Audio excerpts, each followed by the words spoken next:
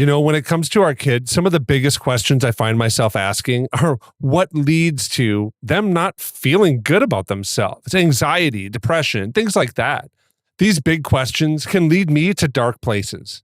But today in the Celebrate Kids podcast, in this daily segment, Face in the Dark, Dr. Kathy is going to look at some of these topics and give us some insight based on some new research, some interesting thoughts, and Dr. Kathy's book, 5 to Thrive. So let's turn now to Dr. Kathy Cook. Don't be afraid of the dark. Be careful with stars. Not every light is gonna guide you, baby. Not every light is gonna guide you. So Dr. Kathy, a long-term decline in unsupervised activity may be contributing to mental health declines in children and adolescents. That's coming from a new report by Peter Gray, who's a researcher at Boston College. He said in a recent Scientific American review, quote, "It's overwhelming evidence that if you take away children's opportunities for independent activity, they're not going to learn how to be independent. And that's going to lead them to be anxious and depressed, fearful about the future, and all the things that we're seeing now," end quote. The piece outlines that mental health among adolescents has decreased steadily since 2010, with death by suicide the leading cause of death for those 10 to 24 in 2019. Gray and his team cite the work of psychologist Jean Twenge, who has observed a dramatic increase in anxiety and depression from the 1960s through the 90s. During the same time frame, Twenge also reports a steep decline in the internal locus of control. Control is also central to established research called self-determination theory. This research shows that kids and adults have 3 basic psychological needs. If they're not fulfilled, kids aren't happy. The first of those is autonomy, the sense that we have some freedom to choose what we're going to do, that we're in charge of our own life. The second is a need for competence. Not only am I free to choose what I want to do, but I can do it. And the third is relatedness. It's also important that I have the people on my side. Connection with peers, by this theory, is an extremely important contributor to the sense of well-being. So, Dr. Kathy, if you want to make kind of a parent concerned, I think you start talking about depression, right? I mean, that's what drew me into this article. What do you make of this? Is the decrease in unsupervised play really a lead indicator in depression? Or is it kind of a lag indicator, meaning that it really unsupervised play brings some of the qualities that support kids to avoid or withstand anxiety? I wonder if it could be both. I certainly agree, and I wasn't surprised as you began to share this with us, that kids need independence. They need to learn how to be independent. They need experiences making decisions and finding out that they were wise enough to make good decisions. They have to learn what happens if they make a bad decision, and do they stand back up and walk out of that valley experience. So without the opportunity to learn those things, they will always be dependent, and they'll be, hanging out in mommy's, apron strings, if you will. That's what the saying would have been when I was a young girl. Oh my goodness, I just aged myself. Aprons, what are those? Oh my goodness. But yeah, it's, yes, unsupervised play, creativity, experimentation, discovery. It's so valuable. And too many of our kids are sitting at desks and turn the page, here's another book. And they're told what to believe. They're not given opportunities to figure it out on their own. Those are all related to what I think you're talking about. I'll be honest, Dr. Kathy, I don't know that I have a great creative muscle anymore, right? I just feel like so many things have been fed to me, even as a parent, right? That, whether it's screens or the idea that I should be more efficient, or, now I have a robot that mows my lawn. Well, I don't have that, but I know people that do, right? And there's this reality that I feel like I've kind of been pulled out of the world, and in some of that have lost my understanding of what it takes to be creative. What would you say to parents who want to encourage or teach their kids how to be creative when we might not even have the muscles ourselves? Then we do it as a family, right? We turn off the TV on a Saturday morning and we get out the anything goes craft bucket, and we say, in 20 minutes, make something that demonstrates gravity. As an example, that would be, interesting to do. Or if your children know the 8 smarts, you could say, take 30 minutes and convince me that your favorite smart is more important than the others. Create something that convinces us of that. And so you keep scrap paper and pieces of felt and pipe cleaners and glue and double sticky tape, and all those kinds of things. And you have them in a box and you bring them out and everybody goes along with it. That would be the ideal thing. And then you talk about the joy of creativity and the joy of spontaneity and the joy of discovery and the fact that we don't have to red pen it. We can simply enjoy it. What do you make of the research for control that they're talking about here, that Twenge and others are kind of highlighting? Is self-determination really that important? And how should parents kind of foster that? It's interesting because in the technology book that I wrote, the third lie that I believe technology teaches all of us, especially our young people, is that we must have choice. Because we look at all of the apps on our phone and all of the possibilities, et cetera, et cetera. And so there is theory that kids are being taught choices that are right. Those of us who are older know that choice is a privilege. So it is significant that they learn to make, again, choices that line up with their values. Do they even know what their values are?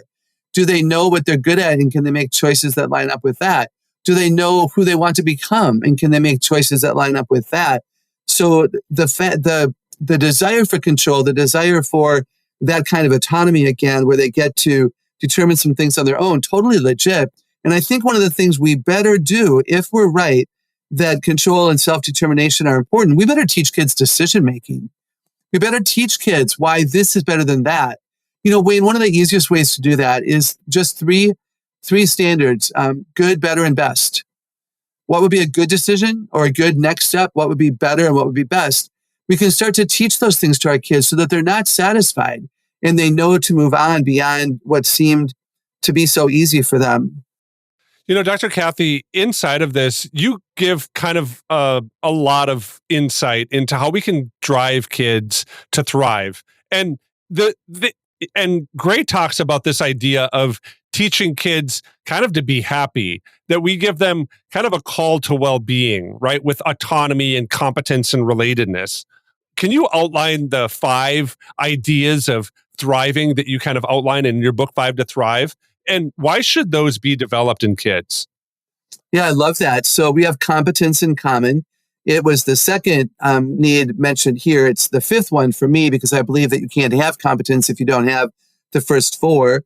They have relatedness as the last one on their list. That's the middle of my model. Belonging is what I call it. Being able to connect and relate is obviously a great word. Autonomy, I would put that as a part of security.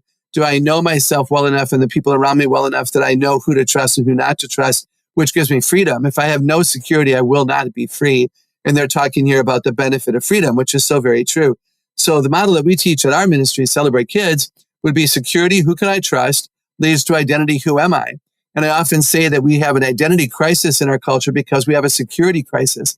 We have people trusting things and not people. We have people who are acting like they're not trustworthy. They have no integrity. They have no diligence. They're not resilient. They're not telling the truth, etc. So security leads to identity, which leads to belonging. So this relatedness that they talk about, if I know who I am and I know who I can trust, I will have a much healthier belonging or relatedness. And then that leads to purpose. They left this one out. Purpose is huge. Why am I alive? A lack of purpose is the number one cause of suicide today. If you look at suicide notes and research that's been done. So purpose, and if you have belonging or relatedness, you're going to find purpose in those connections. And then competence, what do I do well? Not what do I do perfectly, but what do I do well, which comes out of my purpose. So if you're lacking competence, get in touch with purpose. If you're lacking purpose, look around to see who you could serve. If you don't know who to belong to, ask yourself, who are you and how are you representing yourself to others?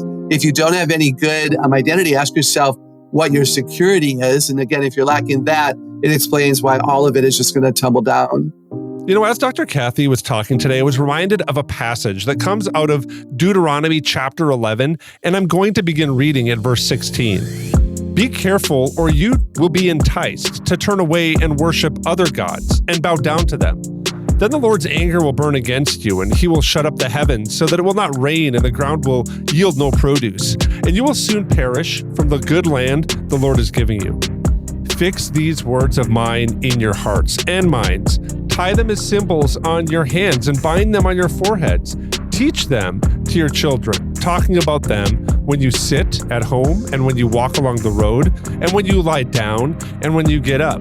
Write them on the door frames of your homes and on your gates so that your days and the days of your children may be many. In the land the Lord has swore to give your ancestors, as many as the days that the heavens are above the earth. This passage was written to a group of people in a specific time, in a specific part of the world, and they were going through a specific thing that God was giving them encouragement for. I think these words, though, at the same time are an encouragement for us. That in moments where it seems natural for us maybe to step back or maybe disengage, that God's calling us to really be active, to engage, to participate in the nature that He has created, to exercise our minds, to think through the different realities that He has put in place and in motion, and to have structures that remind us of who He is and how He calls us, the identity, those 5 to Thrive principles that Dr. Kathy gives. I think practicing that with our kids, going into nature and spending time being creative with our families and engaging different thought practices to help us reorient our minds around what God is doing. Doing that with our kids can be an incredible light that shines and cuts through dark times of anxiety and depression. And I think that's really what kids today, and even more, the society today, needs adults and people who love to celebrate kids, to step in and do and lead well. So be encouraged. Do that in your community. Do that with the kids that are around you, that you love, that you care about, and glorify God in those moments. I want to thank you for listening to the Celebrate Kids podcast in this, our daily segment, Face in the Dark. On behalf of Dr. Kathy Cook, my name's Wayne Stender, and I want to say thanks for listening, and we're looking forward to seeing you here again tomorrow.